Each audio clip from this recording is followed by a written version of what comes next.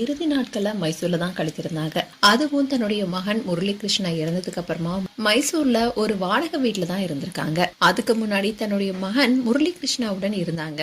முரளிகிருஷ்ணா இந்த வருடம் ஜனவரி மாதம் தான் காலமானாரு. அவர் உயிரோட இருக்கும்போது ஜானகி அம்மாவுடைய பிறந்த நாள எல்லாரும் சேர்ந்து குடும்பத்தோட கொண்டாடி இருந்தாங்க. அந்த வீடியோ தான் இப்ப சோசியல் மீடியால வைரல் வருது.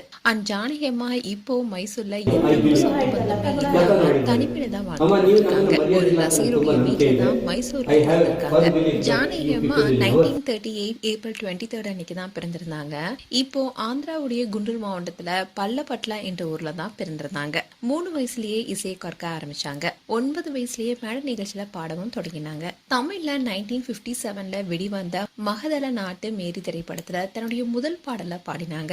அந்த பாடலுக்கு கிடைத்த வரவேற்பு அந்த ஆண்டுல 6 மொழிகள்ல பாடுற வாய்ப்பு அவங்களுக்கு கிடைச்சது. ஆனா அவங்கள பட்டி தொட்டி எங்குமே கொண்டு சேர்த்தது என்னமோ கொஞ்சம் சலங்கை திரைப்பட பாடல் தான். 20 மொழிகள்ல 48,000 பாடல்களை பாடியுள்ள ஒரே பாடகி எஸ் ஜானகி தான். 4 முறை தேசிய விருதும் 30க்கும் மேற்பட்ட மாநில விருதுகளையும் வென்றிருக்காங்க. தமிழ்ல 16 வயதிலே படத்தின் செந்தூர பூவே பாடலுக்காகவும் தேவன் மகன் படத்துல இடம்பெற்ற இஞ்சி இடுப்பழகி பாடல்களுக்காகவும் தேசிய விருதுகளையும் பெற்றாங்க. அண்ட் ரீசெண்டா தான் ஜானகி அம்மாவுடைய மகன் முரளிகிருஷ்ணா மாரடைப்பால காலமானாரு. அந்த விஷயம் தான் அவங்கள ரொம்பவே துயரத்துல ஆழ்த்தினது.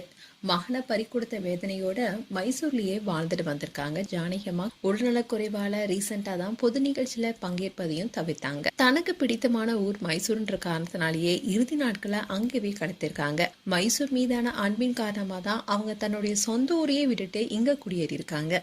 ஜானகி அம்மாவுக்கு மைசூர்ல உறவினர்கள் யாருமே இல்ல.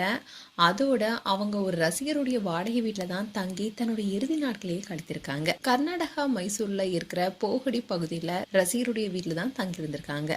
அந்த வீட்டுல உரிமையாளரான பவ்யா தீவிர ரசிகரா. அவங்களுக்கான எல்லா ஏற்பாடுகளுமே அவங்களே கவனிச்சுட்டு வந்திருக்காங்க. 2 வருடங்களாவே மைசூர்ல வசிச்சுட்டு வந்த ஜானகி பாடுறதுல இருந்தே ஓய்வு பெற்று ஆன்மீகத்துல கவனம் செலுத்தினாங்களாம்.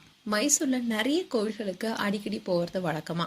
அண்ட் மகனுடைய மரணத்தாலேயே ரொம்பவே துயரத்துல இருந்திருக்காங்க.